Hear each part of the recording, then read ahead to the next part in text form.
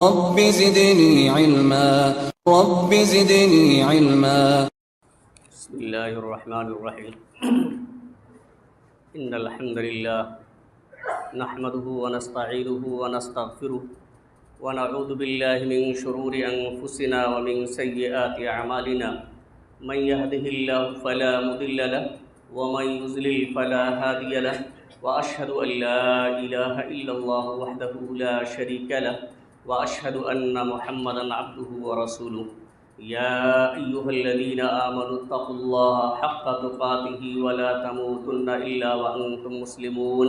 يا أيها الناس اتقوا ربكم الذي خلقكم من نفس واحدة وخلق منها زوجها وبث منهما رجالا كثيرا ونساء واتقوا الله الذي تساءلون به والأرحام إن الله كان عليكم رقيبا. يا أيها الذين آمنوا اتقوا الله وقولوا قولا سديدا يصلح لكم أعمالكم ويغفر لكم ذنوبكم ومن يطع الله ورسوله فقد فاز فوزا عظيما. أما بعد فإن خير الحديث كتاب الله وخير الهدي هدي محمد صلى الله عليه وسلم وشر الأمور محدثاتها وكل محدثة بدعة وكل بدعة ضلالة وكل ضلالة في النار. فأعوذ بالله من الشيطان الرجيم. بسم الله الرحمن الرحيم. لن ينال الله لحومها ولا دماؤها ولكن يناله التقوى منكم. حاضرین گرامی قدر، معزز سامعین کرام، امت مسلمہ کے نوجوان ساتھیوں، عزیز بچوں اور پردہ نشین میری ماں اور بہنوں، اللہ رب العالمین کا بے پایاں شکر و احسان ہے جس نے ہمیں اور آپ کو ایک ساتھ اکٹھا ہو کر اپنی عبادت کرنے کی توفیق عطا فرمائی. حاضرین گرامی، آج کا یہ دن اس عظیم شخصیت اور اس عظیم شخصیت کی قربانی کی یاد دلاتا ہے جو اولو العزم پیغمبروں میں سے حضرت ابراہیم علیہ السلام آج کے دن آپ کی قربانی یہ قیامت کے دن تک یاد کی جاتی رہے گی. یہ ایسی عظیم شخصیت ہے جن کی پوری زندگی ابتلا اور آزمائش میں گزری اور ہر امتحان اور ہر آزمائش میں 100 نمبر سے کامیاب ہوئے، جس کو اللہ رب العالمین نے ان الفاظ میں بیان فرمایا ہے وَإِذِ ابْتَلَىٰ إِبْرَاهِيمَ رَبُّهُ بِكَلِمَاتٍ فَأَتَمَّهُنَّ، کہ جب ابراہیم علیہ السلام کو ان کے رب نے آزمایا، ان کا امتحان لیا، تو وہ ان امتحانات میں پورے کے پورے طور سے کامیاب ہوئے. حاضرین گرامی، یہ وہ ایسی شخصیت ہے کہ جب انہوں نے توحید کی دعوت دی، باپ نے گھر سے نکال دیا، بادشاہ وقت نے آگ میں ڈال دیا تاکہ جل کر راکھ ہو جائیں، اور بڑھاپے کا سہارا جب اسماعیل علیہ السلام کی شکل میں اللہ رب العالمین نے عطا کیا، تو ایام شیر خاری میں اللہ رب العالمین نے مزید ایک آزمائش کی کہ اپنے بیٹے جو ابھی دودھ ہی پی رہے ہیں اور اپنی اہلیہ کو مکہ کے بے آب و گیاہ میدان میں چھوڑ آئیے. یہی نہیں، آج کا دن جس کی سنت ہم اور آپ ابھی زندہ کرنے والے ہیں، ایک اور عظیم امتحان اللہ رب العالمین نے ابراہیم علیہ السلام کو لکھا لیا، جس کو اللہ رب العالمین نے خود فرمایا کہ ان ھذا لہو البلاء المبین، کہ یہ کھلا ہوا امتحان تھا، یہ بہت بڑی آزمائش تھی. اور آزمائش وہ کیا تھی کہ وہی بڑھاپے کا سہارا حضرت اسماعیل علیہ السلام جب دوڑ بھاگ کرنے کی عمر کو پہنچ گئے، یعنی قریب البلوغ ہو گئے، تو اللہ رب العالمین نے خواب میں دکھایا کہ آپ اپنے ہی ہاتھ سے اپنے بیٹے کو، اپنے لخت جگر اور اپنے نور نظر کو قربان کر رہے ہیں، ذبح کر رہے ہیں، جس کا نقشہ اللہ رب العالمین نے ان الفاظ میں کھینچا ہے فلما بلغ معه السعي قال يا بني إني أرى في المنام أني أذبحك فانظر ماذا ترى قال يا أبت افعل ما تؤمر ستجدني إن شاء الله من الصابرين۔ ابراہیم علیہ السلام نے کہا کہ اے میرے پیارے بیٹے، میں نے خواب میں دیکھا ہے کہ اپنے ہی ہاتھ سے اپنے نور نظر پر میں چھری چلا رہا ہوں، اسے ذبح کر رہا ہوں، تو بتاؤ تمہارا کیا خیال ہے؟ یہ اللہ رب العالمین کا حکم ہے، انبیاء کا خواب وہ یہ الہی ہوتا ہے، سچا ہوتا ہے، تو تمہاری کیا رائے ہے؟ اسماعیل علیہ السلام نے، اس فرما بردار بیٹے نے بڑی سنجیدگی کے ساتھ، بڑی متانت کے ساتھ یہ جواب دیا کہ اے ابو جان، جو اللہ رب العالمین نے آپ کو حکم دیا ہے اس حکم کی تعمیل آپ کیجئے، اس کی تکمیل کیجئے، انشاءاللہ آپ مجھے صابر و شاکر پائیں گے۔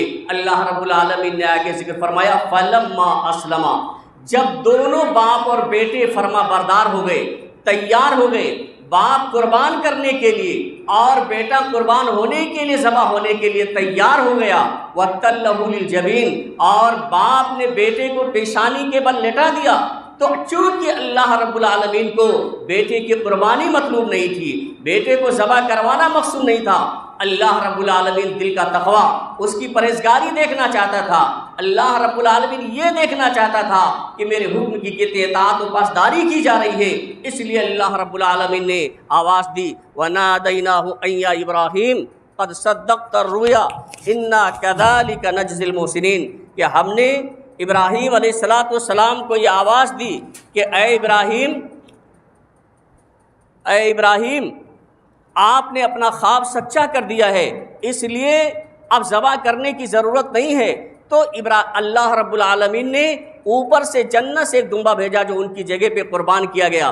عرض کرنے کا مقصد یہ ہے کہ آپ بتائیے، جو صاحب اولاد ہیں، جن کو اللہ رب العالمین نے اولاد سے نوازا ہے، وہ لوگ اس بات کو بخوبی جانتے ہیں کہ اگر بیٹے کو تھوڑی سی تکلیف ہو جائے تو بیٹے سے زیادہ، اولاد سے زیادہ ماں باپ پریشان ہوتے ہیں، بے چین ہوتے ہیں اس سے زیادہ۔ اور بتائیے وہ سما کیسا رہا ہوگا؟ آسمان و زمین نے کبھی ایسی کیفیت نہیں دیکھی ہوگی، تمام چرند و پرند خاموش ہیں، سکتے میں ہیں کہ ایک باپ اپنے بیٹے کو قربان کرنے کے لیے تیار ہو گیا ہے اور بیٹا بھی قربان ہونے کے لیے تیار ہو گیا ہے۔ آپ اندازہ کر سکتے کتنی بڑی قربانی تھی۔ تو حاضرین گرامی، آج جو ہم اور آپ جو سنت زندہ کرنے والے ہیں وہ اسی قربانی کی یاد دلاتی ہے۔ تو یہ قربانی ہمیں اور آپ کو درس کیا دیتی ہے، سبق کیا دیتی ہے؟ یہ قربانی ہمیں اور آپ کو سبق یہ دیتی ہے کہ جب اللہ کا حکم آ جائے، اللہ کے رسول کا حکم ہو جائے، تو دنیا کی محبوب سی محبوب ترین چیز کوئی حیثیت نہیں رکھتی ہے، کسی بھی چیز کی کوئی ویلو نہیں ہے۔ اگر اللہ کا حکم آ جائے تو ہمیں اور آپ کو سرے اطاعت خم کر دینا چاہیے، اللہ اور اس کے رسول کے حکم پر لبیک کرنا چاہیے، یہ ہمیں اور آپ کو درس دیتی ہے۔ اور حاضرین گرامی، یہ قربانی جو ہم اور آپ کرتے ہیں، اس کا خون، اس کا گوشت اللہ رب العالمین کو نہیں پہنچتا ہے، بلکہ اللہ رب العالمین کو اس کا تقوی پہنچتا ہے۔ اللہ رب العالمین نے فرمایا لن ینال اللہ لحومها ولا دماؤها ولکن ینالہ التقوی منکم، کہ اللہ رب العالمین کو اس کا گوشت اور اس کا خون نہیں پہنچتا ہے، بلکہ اللہ رب العالمین کو تمہارے دل کا تقوی، اس کی پرہیزگاری پہنچتی ہے۔ حاضرین گرامی، تقوی اور پرہیزگاری ہی اصل ہے، یہی اللہ رب العالمین دیکھنا چاہتا ہے اس قربانی پہ۔ اس لیے ہمیں اور آپ کو، ہم ایک جانور، دو جانور، جس حیثیت کے جو اللہ نے توفیق دیا ہے، ہم اور آپ اگر قربان کریں تو اس میں ہمارے اندر اخلاص ہونا چاہیے، للہیت ہونی چاہیے، اور ایسا نہ ہو کہ ہم دکھاوا اور ریاکاری کریں کہ آپ ذبیحہ کرتے وقت ہم سوشل میڈیا پہ اس کے ڈالیں کہ میرا بکرا اتنا بڑا تھا، اتنی ہم نے قربانی پیش کی، جس کو خود قانونی طور سے بھی جرم قرار دیا جاتا ہے اور حکومت وقت بھی اس سے منع کرتی ہے۔ اس لیے ہم اور آپ دکھاوا نہ کریں، سوشل میڈیا وغیرہ پر اسے شو نہ کریں اپنے ذبیحہ کو، اپنے بکرے کے اور اس کے گوشت پوت کو، اس سے حکومت بھی منع کرتی ہے اور یہ ریاکاری میں آ جاتا ہے۔ اور اللہ رب العالمین، اگر عظیم سے عظیم عبادت کی جائے لیکن اگر اس پہ ریاکاری آ جاتی ہے اور اس میں دکھاوا آ جاتا ہے تو اللہ رب العالمین ایسی عبادت کو قبول نہیں فرماتا ہے۔ اس لیے ہم ریاکاری سے بچیں اور اپنے قربانی کے جانور کو، اس کے ذبیحے کو، گوشت کو سوشل میڈیا وغیرہ پر شیئر کرنے سے کلی طور سے اجتناب کریں۔ وہیں ایک بات اور بھی میں آپ کے سامنے ذکر کر دوں کہ صفائی و ستھرائی بھی یہ آدھا ایمان ہے۔ اللہ کے رسول صلی اللہ علیہ وسلم نے فرمایا النظافۃ شطر الایمان، صفائی ستھرائی آدھا ایمان ہے۔ اس لیے ہم اور آپ اس موقع پر خاص طور سے صفائی و ستھرائی کا دھیان رکھیں۔ ویسے ہر موقع پر ہمیں اور آپ کو صفائی و ستھرائی کا خیال رکھنا ضروری ہے، کیونکہ یہ ایمان کے اجزاء میں سے ہے۔ لیکن اس موقع پر خاص طور سے کیونکہ بہت سی گندگیاں ہوتی ہیں جانور ذبح کرنے میں، کچھ فضلہ نکلتے ہیں جس کی وجہ سے بدبو وغیرہ پھیلتی ہے، اس لیے ہم اسے صحیح مناسب جگہ میں رکھیں جہاں رکھنے کا ہمیں حکم دیا گیا ہے۔ نگر نگم کی گاڑیاں اس دن چلتی رہتی ہیں، اس لیے اور جگہ جگہ کوڑے دان اور ڈسٹ بن رکھے رہتے ہیں، اس لیے اس کا لحاظ کرتے ہوئے ہم اور آپ انہی جگہوں پہ رکھیں، گندگی نہ پھیلائیں۔ اس سے ہمیں اور آپ کو کلی طور سے اجتناب کرنا چاہیے۔ ایک بات میں آپ کے سامنے ذکر کر دوں، بار بار یہ سوال آتا رہتا ہے کہ قربانی کی دعا بتا دی جائے، قربانی پہ کون سی دعا پڑھی جائے؟ تو حاضرین گرامی دیکھیے، کوئی ایک ہی دعا خاص نہیں ہے۔ دیکھیے بہت سی روایتیں آتی ہیں، بس دعا بتا کے میں اپنی بات ختم کرتا ہوں کہ کوئی ایک ہی دعا خاص نہیں ہے۔ دیکھیے 5 طرح کی روایتیں، اس سے زائد بھی روایتیں ہو سکتی ہیں، لیکن 5 طرح کی روایتیں میں آپ کے سامنے ذکر کر دیتا ہوں۔ صرف کیا طریقہ بتایا ہے؟ ایک طریقہ تو یہ ہے سب سے آسان کہ بسم اللہ واللہ اکبر، بسم اللہ واللہ اکبر پڑھ کر کے آپ اپنے قربانی کے جانور کو ذبح کریں۔ یہ حدیث سے ثابت ہے، مسلم شریف کی روایت ہے، سب سے آسان طریقہ ہے۔ اور ایک دوسرا طریقہ یہ ہے بسم اللہ واللہ اکبر اللہم منک ولک، یعنی اللہ کے نام سے میں ذبیحہ کرتا ہوں، اللہ ہر چیز سے بڑا ہے، اللہم منک، اے اللہ یہ قربانی تیری ہی توفیق سے ہے، ولکا اور تیرے ہی لیے ہے، یعنی اخلاص کے ساتھ۔ یہ دوسرا طریقہ ہے۔ اور تیسرا طریقہ یہ ہے کہ آپ اس طرح سے دعا پڑھیں بسم اللہ واللہ اکبر اللہم تقبل من، اے اللہ تو قبول فرما، من کے بعد اس شخص کا نام لے لے جس کی طرف سے قربانی کی جا رہی ہے۔ مثال کے طور پر عبداللہ کی طرف سے قربانی کی جا رہی ہے تو آپ کہیں بسم اللہ واللہ اکبر اللہم تقبل من عبداللہ و اہل بیتہ، کہ اللہ تو عبداللہ اور ان کے پورے گھر والوں کی طرف سے قبول فرما۔ اسی طرح سے ایک چوتھا طریقہ یہ ہے کہ بسم اللہ واللہ اکبر اللہم منک ولک اللہم تقبل من، پھر من کے بعد نام لے لیں۔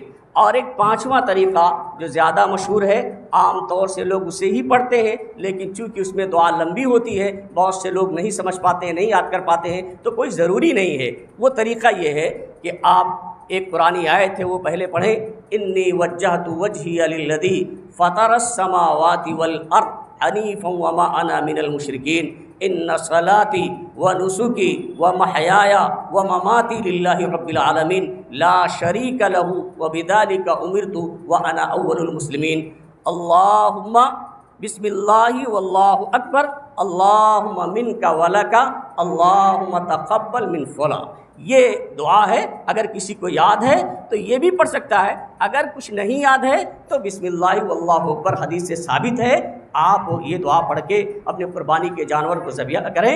اللہ رب العالمین سے دعا ہے کہ اللہ رب العالمین یہ عظیم عبادت ہمیں اخلاص کے ساتھ، للہیت کے ساتھ ادا کرنے کی توفیق عطا فرمائے۔ الہ العالمین ہم سے جو بھی چھوٹی بڑی کوتاہیاں اور غلطیاں ہو گئی ہیں تو ان غلطیوں اور کوتاہیوں کو معاف فرما دے، اور جو کچھ بھی ہم سے تیری عبادت ہوئی ہے جس طرح کی بھی ہوئی ہے اللہ رب العالمین تو اسے قبول فرما لے۔